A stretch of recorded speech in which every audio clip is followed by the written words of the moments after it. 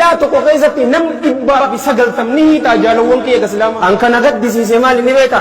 eessa jiran sa ulamaa'iin sahaabaa meeqaatu tuutu jaalawwan kiyya islaama biyya tana godaan waan biyya su'udii keessatti mana hidhaa san keessatti tokko wanni nama qaanfachiisu ijarraa ilmaan oduun ta'in qalbii kan nama boochisu maali ni beeytanii waan duraanii irraanfatan namaa miti namni maalummaa isaa ka duraanii irraanfata nuti habashaan warra su'udii kana warra amma jiruu miti bar هؤلاء الأطهار الأخيار الأبرار الكرام الأقدسين من المهاجرين والأنصار عليهم من الله الرضوان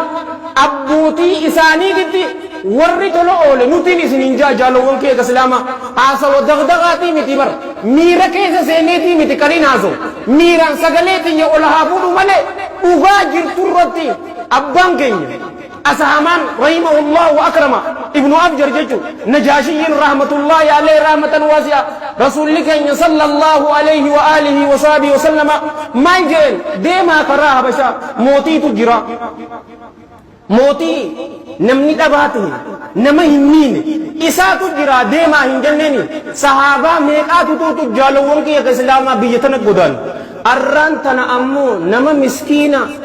دلغتو mana hidhaa keessatti waan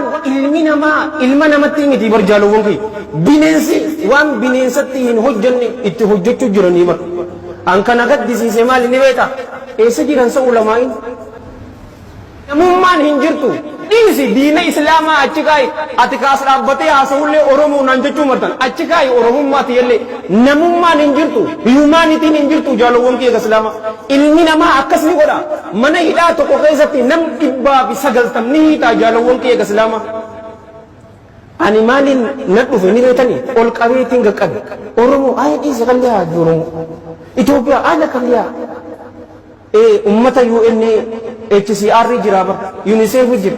mali fi isiniif hin dubbanne ni beeta warabbil kaaba waan muslima taataniif